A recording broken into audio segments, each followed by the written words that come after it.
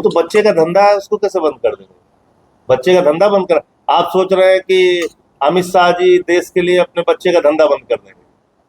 इस गलत फहमी में मत रहिए। जो जो भक्त मोदी जी के इस गलत फहमी में है, उनको अपने दिमाग से दूर कर लेना चाहिए गलत फहमी। ये लोग देश के लिए बच्चों का धंधा नहीं बंद करेंगे। उनके बच्चों का धंधा चल रहा है क्रिकेट से, उसको कैसे बंद कर लेंगे? हजारों करोड़ की कमाई हो रही है, उसमें सट्टा लगता है, तो बंद कर देंगे। मोदी जी अपने भतीजे का धंधा बंद कर देंगे। ये कैसे कर देंगे? ये नहीं करेंगे। मैच तो होगा। सर, अखिलेश यादव कह रहे हैं साला जवाब सरकार विधायक समिति के लोगों पर धरना करना, किस तरह? देखिए, पीडीए के ही स्कूल तो बंद किए गए हैं। आप जाके गांव में देखिए, आपको उन्नाव में भी सूची मिली होगी। जो स्कूल बंद किए गए वो किसके हैं, कौन किनके बच्चे वहां पढ़ते हैं? पिछड़ों के, दलितों के, अल्पसंख्यकों के, मजदूरों के, गरीब आदमी के, उन्हीं के बच्चे पढ़ते हैं। तो आप समाज के वंचित वर्ग को प्रभावित कर रहे हैं ये फैसला लेके स्कूलों को बंद करने का। और जैसे मैंने आपको बताया कि इन्होंने कहा जरूर है 1 किलोमीटर से दूर जो स्कूल होंगे अब वो बंद नहीं किए जाएंगे, लेकिन उसका फॉर्मूला जो निकाला है ना, बड़े बड़े वैज्ञानिक फेल है। हवाई जहाज से कितनी दूरी है, गांव के अंतिम घर से कितनी दूरी है, मेल से जाए तो कितनी दूरी है। अभी देखिएगा, ऐसा ऐसा फॉर्मूला निकालेंगे, आप लोग भी चित हो जाएंगे। तो ये है पहलगाम की घटना। उसके कहते हैं कि जो भी भारत को गौर करेगा वो पाताल में भी बचेगा। बताइए कहा क्या किया उन्होंने? हमारी सेना ने 9 आतंकी ठिकानों को नेस्तनाबूद कर दिया, और आप लोगों ने ही अपने टीवी चैनलों पे चलाया कि 21 आतंकी ठिकाने सेना ने चिन्हित किए हैं। पूरे देश को उन्होंने बताया, प्रेस कॉन्फ्रेंस करके बताया कि 21 आतंकी ठिकाने हैं, 9 हमने समाप्त कर दी। पूरे देश ने ताली बजाई, लड्डू बांटा। प्रधानमंत्री जी कहते हैं जान चली जाएगी लेकिन पीओके पे कब्जा करके रहेंगे। ये तो सबसे अच्छा अवसर था आपके लिए पीओके पे कब्जा करने का। बलूचिस्तान को पाकिस्तान के नक्शे से आप मिटा सकते थे, जैसे बांग्लादेश को अलग किया गया। तो आपने सीज फायर क्यों कर दिया? आप कह रहे हैं कि पाकिस्तान का डीजीएमओ गिड़गिड़ा रहा था इसलिए हमने सीज फायर कर दिया। अरे भैया, हमारी बहनें भी तो गिड़गिड़ा रही थी उन आतंकवादियों के सामने पहलगाम में, वो तो नहीं माने। आप कैसे मान गए? 26 लोग हमारे पहलगाम में मारे गए, 16 लोग हमारे पहलगाम के बाद सिविलियन मारे गए, एक हमारा एडीसी मारा गया कश्मीर के अंदर, राजकुमार थापा, और आपको डीजीएमओ ने फोन कर दिया, आप मान गए? डीजीएमओ ने फोन नहीं किया, आपके दोस्त ट्रंप ने फोन किया, और अपने दोस्त अडानी का व्यापार बचाने के लिए आपने फैसला लिया। ये देश के साथ धोखा है। ये बात मैंने पार्लियामेंट में कही। तो खाली प्रधानमंत्री के भाषण देने से कुछ नहीं होता। सीज फायर किया क्यों, आप बताइए ना उसकी एक वजह। जब आप जीत रहे थे, सेना लड़ रही थी, आपने क्यों किया? आप 8 तारीख से ही, 7 तारीख को ऑपरेशन शुरू हुआ, 8 तारीख से ही आप आईएसआई के प्रमुख से बात कर रहे हैं। ये क्या है? सर, प्रतापगढ़ में अभी जो ट्रंप ने टैरिफ बढ़ाने का फैसला लिया है और ये कह रहा है कि भारत की अर्थव्यवस्था मर चुकी है, ये भारत का अपमान है। 144 करोड़ लोगों का अपमान है। और उससे भी ज्यादा अपमान यह है कि ट्रंप कह रहा है एक दिन ऐसा आएगा कि भारत को पाकिस्तान से तेल खरीदना पड़ेगा। और आज एक खबर यह भी आ रही है कि पहलगाम की घटना के बाद वो हिंदुस्तान के साथ सहानुभूति जताने के लिए नहीं आ रहा है, लेकिन वो पाकिस्तान की यात्रा करने जा रहा है। ट्रंप पाकिस्तान की यात्रा करने जा रहा है, वो पाकिस्तान जो लादेन का घर था, वो पाकिस्तान जहां हाफिज सईद है, मसूद अजहर है, अजहर मसूद है, वो पाकिस्तान जो आतंकवादियों का अड्डा है, वहां घूमने कौन जा रहा है? नरेंद्र मोदी का सबसे गहरा जिगरी दोस्त डोनाल्ड ट्रंप, पता नहीं क्या क्या बोलते हैं मोदी उसके बारे में, अब की बार ट्रंप सरकार, वो जा रहा है पाकिस्तान घूमने।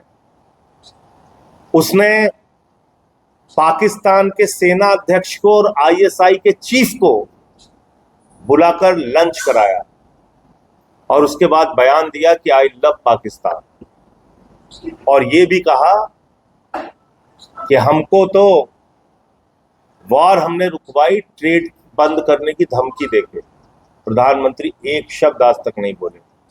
कह रहा है रूस से तेल मत खरीदना, हथियार मत खरीदना, खरीदोगे तो तुम्हारे ऊपर पेनाल्टी लगाएंगे। और भारत के प्रधानमंत्री कुछ नहीं बोल रहे हैं, खामोश है। ये देश का अपमान है। प्रधानमंत्री जी सामने आइए और जवाब दीजिए। भारत की अर्थव्यवस्था मरी नहीं है।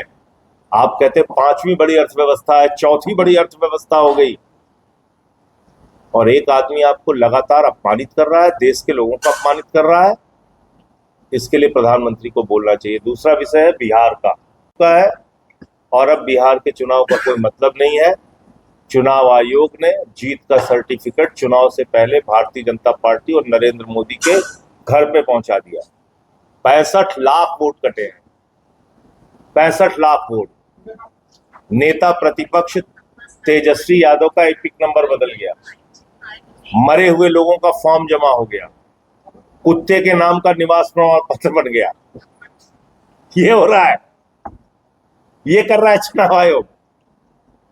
तो अब चुनाव का कोई मतलब नहीं है, औपचारिकता है, चुनाव लड़ना है, सब लोग लड़ लेंगे, और यही काम अब पूरे देश में होगा।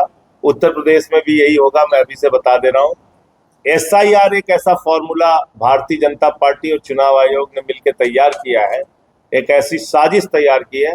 अब देश में लोकतंत्र का और चुनाव का कोई मतलब नहीं है। विपक्ष के जो समर्थक लोग हैं उनके बूथ चिन्हित करके उनके वोट काटे जाएंगे। तो एक तो बिहार के संदर्भ में ये बात मुझे कहनी थी, और मुझे लगता है कि अभी एक बात तो हम सब लोग जान गए कि ऑपरेशन सिंदूर के दौरान जो मार्को रूबियो का ट्वीट है कि भारत की सरकार अमेरिका के माध्यम से हिंदुस्तान में आतंकवाद फैलाने वाले ISI के चीफ, उसके प्रमुख आसिम मलिक से बात कर रही थी। मैंने संसद में इसका खुलासा किया, लेकिन सरकार की ओर से कोई जवाब नहीं आया। तो देश के लोगों, 8 मई से ही वो आतंकवाद फैलाने वाली संस्था ISI, जिसने हिंदुस्तान की संसद पे हमला किया, ताज पे हमला किया, लाल किले पे हमला किया, पहलगाम किया, पुलवामा किया, पठानकोट किया, उसके साथ मोदी जी की सरकार बात कर रही थी। तो ये देश के साथ गद्दारी है, सेना के साथ गद्दारी है, देश के साथ धोखा। मुझे इतनी बात, आपका कोई प्रश्न हो तो आप। मोदी जी भी 75 साल के हो जाएंगे, क्या लगता है कि वो अपना कानून बदलेंगे कि आने वाले समय में बीजेपी का कोई पीएम बन सकता है कि वही रहेंगे? क्या लगता है आपको? देखिए, मोदी जी से आप बहुत ज्यादा नैतिकता की उम्मीद पाल के मत रखिए। वो अपने लिए वो फार्मूला बदल लेंगे जो उन्होंने सुमित्रा महाजन जी के ऊपर लगाया, जो उन्होंने कलराज मिश्रा जी के ऊपर लगाया, जो उन्होंने अडवाणी जी के ऊपर लगाया, जो उन्होंने मुरली मनोहर जोशी जी के ऊपर लगाया, जो बीजेपी के तमाम नेताओं के ऊपर फार्मूला लगा 75 साल की उम्र में, वो मुझे नहीं लगता कि मोदी जी के ऊपर लागू होगा। भले ही मोहन भागवत एक उदाहरण प्रस्तुत करने के लिए, क्योंकि उनका शायद 11 सितंबर को 75 साल पूरा हो रहा है, मोदी जी का 17 सितंबर को 75 साल पूरा हो रहा है, तो हो सकता है भागवत जी एक उदाहरण प्रस्तुत करने के लिए इस्तीफा दे दे, लेकिन मोदी तो नहीं देंगे, मुझे तो नहीं लगता कि।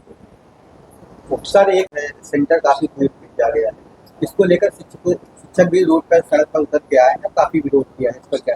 नहीं, हमने भी उस मामले में विरोध किया है, उनका साथ दिया है, उनके पक्ष में लिखा भी है, लेकिन अब उनके बीच कुछ ऐसे लोग हैं जो विपक्ष को ही गालियां देने में लगे हुए हैं, तो ये बात ठीक नहीं है। देखिए, ऐसा है कि अगर हम लोग नहीं बोल रहे हैं छात्रों के लिए, नौजवानों के लिए, रोजगार के लिए, किसान के लिए, तो फिर बोल कौन रहा है?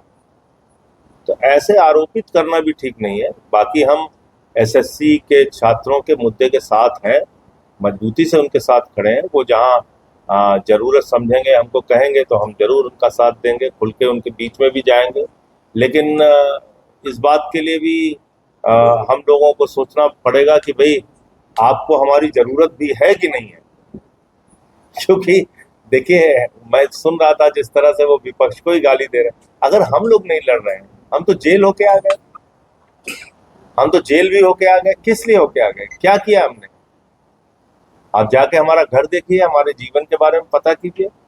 मैं तो कहता हूँ कुछ भी गलत मेरे खिलाफ मिले 10 गुना सजा दीजिए। और वो लोग सवाल उठा रहे हैं कि विपक्ष के लोग नहीं बोल रहे हैं, हम लोग नहीं बोल रहे हैं, तो बोल कौन रहा है? किसी भी धन्यवाद। राज्य में चुनाव